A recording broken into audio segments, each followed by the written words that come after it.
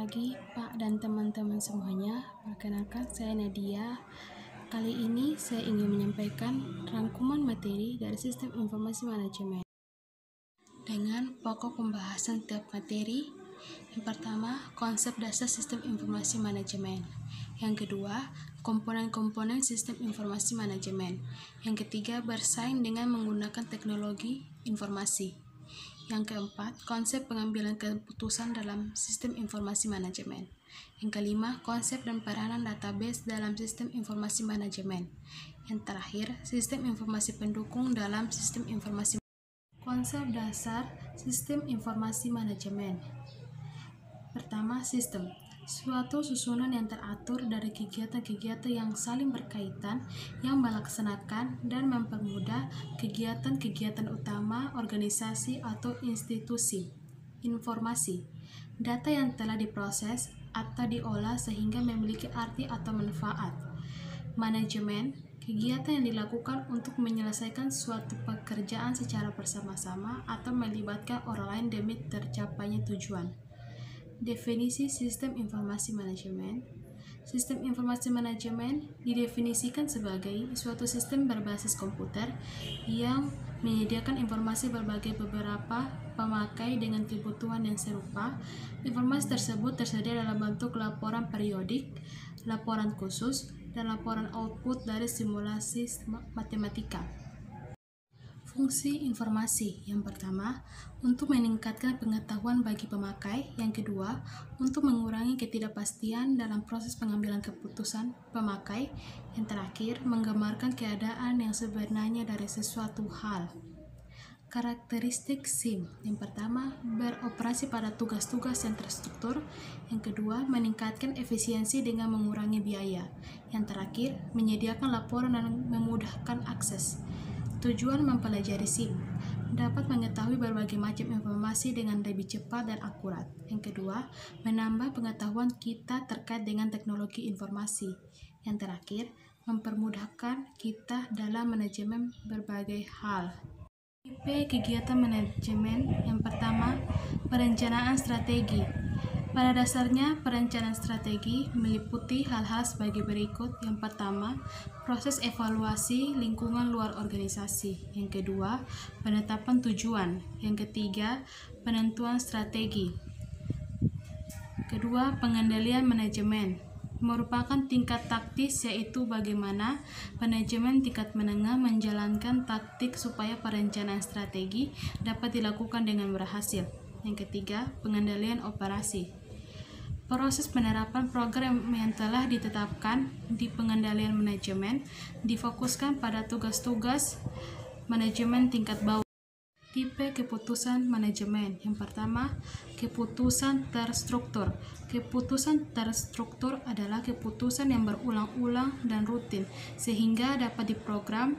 Keputusan terstruktur terjadi dan dilakukan terutama pada manajemen tingkat bawah. Yang kedua, keputusan setengah terstruktur. Keputusan yang masih membutuhkan pertimbangan-pertimbangan dari pengambilan keputusan. Keputusan tipe ini sering bersifat rumit dan membutuhkan perhitungan-perhitungan serta analisis yang terperinci. Yang terakhir, keputusan tidak terstruktur. Sifat keputusan ini adalah tidak terjadi berulang-ulang dan tidak selalu terjadi. Keputusan ini dilakukan oleh manajer tingkat atas. Informasi untuk pengambilan keputusan ini tidak mudah tersedia untuk didapat. Biasanya berasal dari lingkungan luar. Komponen-komponen sistem informasi manajemen terbagi atas dua. Yang pertama, komponen sistem informasi secara fungsional, di mana seluruh komponen organisasi yang berhubungan dengan teknik pengumpulan data, pengelolaan, pengiriman, penyimpanan, dan penyajian informasi yang dibutuhkan untuk manajemen. Yang kedua, komponen sistem informasi secara fisik, keseluruhan perangkat dan peralatan fisik yang digunakan untuk menjalankan sistem informasi manajemen. Pertama, hardware. Hardware digambarkan sebagai mesin, alat, dan peralatan yang berkaitan dengan pengelolaan data. Digunakan untuk menunjukkan fungsi penyiapan data, input data, perhitungan, penyimpanan, dan menampilkan output. Yang kedua, software. Software di sejumlah instruksi untuk mengendalikan operasi dari sistem komputer untuk pemrosesan digunakan untuk mengelola sumber daya komputer. Tanpa software, hardware komputer tidak dapat menjalankan fungsinya. Yang ketiga, brainware. Brainware, manusia yang terlibat secara langsung dengan pengelolaan komputer. Para spesialis yang bertanggung jawab dalam penerapan dan menjalankan sistem informasi tersebut.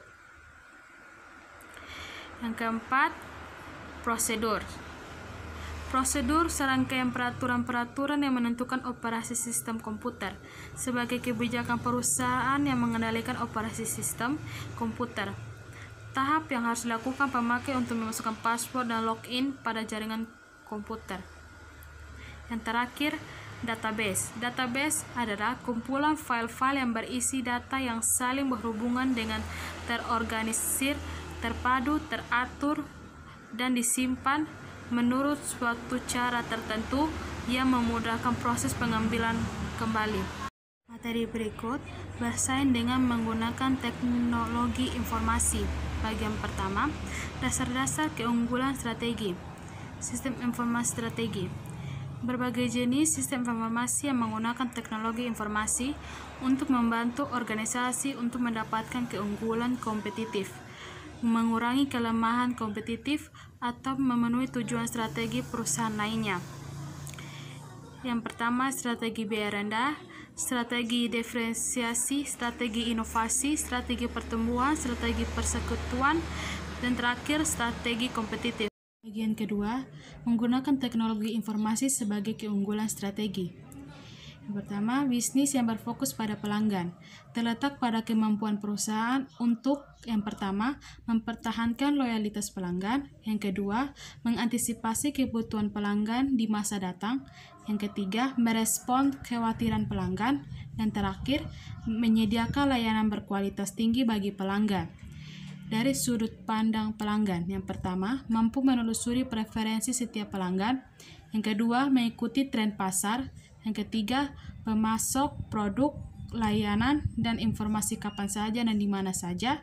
Dan terakhir, memberikan layanan yang disesuaikan dengan kebutuhan pelanggan. Business Process Reengineering. Pemikiran kembali yang mendasar dan mendesain ulang yang radikal atas proses bisnis untuk mencapai perbaikan yang dramatis dalam biaya, kualitas, kecepatan, dan layanan. Peran teknologi informasi dalam BPR. Yang pertama, meningkatkan efisiensi proses bisnis melalui kecepatan, kemampuan pemrosesan informasi, dan konektivitas komputer dan teknologi internet. Yang kedua, meningkatkan komunikasi dan kerjasama antar orang-orang yang bertanggung jawab atas operasi dan manajemen perusahaan lainnya. Perusahaan yang lincah. Perusahaan yang dapat membuat laba dalam pasar dengan pilihan produk yang luas dan bermasa hidup pendek, dan dapat memproduksi pesanan secara individual dengan jumlah yang besar. Strategi menjadi perusahaan yang lincah. Yang pertama, pelanggan menganggap produk atau jasa sebagai solusi terhadap masalah individual mereka. Yang kedua, bekerja sama dengan pelanggan, pemasok, dan perusahaan lain. Yang ketiga, dapat bertahan ketika terjadi perubahan dan ketidakpastian. Yang terakhir, meningkatkan dampak SDM dan pengetahuan yang mereka miliki. Materi berikut, konsep pengambilan keputusan dalam sistem informasi manajemen. Keputusan dan jenis keputusan berdasarkan struktur organisasi. Keputusan merupakan mekanisme organisasi untuk melakukan upaya mencapai keadaan yang diinginkan. Jadi, keputusan adalah tanggapan organisasi atas suatu masalah.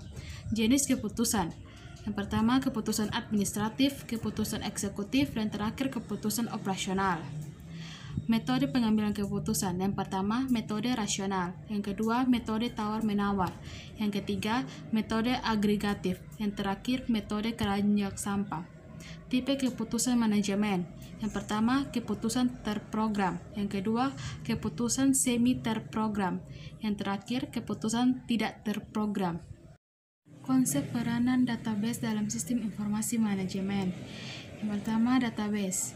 Database adalah kumpulan informasi yang disimpan di dalam komputer secara sistematik sehingga dapat diperiksa menggunakan suatu program komputer untuk memperoleh informasi dari basis data tersebut. Pemrosesan data terbagi menjadi 3. Yang pertama, pengelolaan batch. Yang kedua, pengelolaan online. Yang ketiga, sistem real time. Tujuan database yang pertama, membuat agar user mudah mendapatkan data. Yang kedua, menyediakan tempat penyimpanan data yang relevan. Yang ketiga, menghapus data yang berlebihan. Yang keempat, melindungi data dari kerusakan fisik. Dan terakhir, memungkinkan perkembangan lebih lanjut di dalam sistem database. Manfaat database yang pertama, sebagai komponen utama dalam sistem informasi karena merupakan dasar menyediakan informasi. Yang kedua, menentukan kualitas informasi yaitu cepat, akurat, dan relevan. Yang ketiga, mengatasi kerangkapan data. Yang keempat, menghindari terjadinya inkonsistensi data. Yang kelima, mengatasi format yang standar dari sebuah data. Yang keenam, penggunaan oleh banyak pemakai. Yang ketujuh, melakukan perlindungan dan pengamatan data. Database Management System atau DBSM. DBSM adalah suatu sistem atau perangkat lunak yang dirancang untuk mengelola suatu basis data dan menjalankan operasi terhadap data yang diminta banyak pengguna.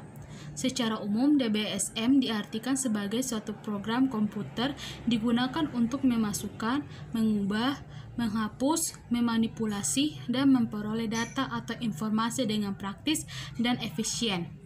Peran DBSM. Yang pertama, data yang berulang dalam bentuk multifile, duplikat, maupun data duplikat atau satu file, data dan program menyatu. Yang kedua, kebutuhan untuk mengintegrasikan data dari file-file. Yang ketiga, kebutuhan untuk memperoleh data secara tepat. Yang terakhir, kebutuhan untuk memperoleh data dengan aman. Sistem informasi pendukung dalam SIM. Sistem pendukung manajemen atau Management Support System atau MSS mempunyai banyak jenis, diantaranya TPS, Transaction Processing System, OA, Office Automatic, DSS, Decision Support System, ESS, Exclusive Support System. Pengelolaan informasi TPS adalah sebuah sistem yang digunakan untuk keperluan transaksi sehari-hari. Sistem ini sangat berguna untuk menghasilkan atau memproduksi data. Pemakai TPS biasanya memiliki kemampuan komputer yang baik sehingga pemrograman harus memenuhi beberapa kriteria. Otomasi perkantoran atau OA memiliki 3 tujuan yang harus diraih, yaitu penggabungan dan penerapan teknologi. Yang kedua, memperbaiki proses pelaksanaan pekerjaan di kantor. Yang terakhir, meningkatkan produktivitas pekerja dan efektivitas pekerjaan. Sistem pendukung keputusan atau DSS. DSS dapat didefinisikan sebagai rangkuman sistem komputer yang digunakan untuk membantu manajer membuat keputusan. Ciri-ciri serta keuntungan DSS dapat dituliskan sebagai berikut. Yang pertama, dapat menyelesaikan problem yang kompleks. Yang kedua, sistem dapat berinteraksi dengan pemakainya. Ketiga, lebih cepat dengan hasil yang lebih baik dibanding dengan pengambilan keputusan yang intuitif, terutama untuk lingkungan yang cepat berubah.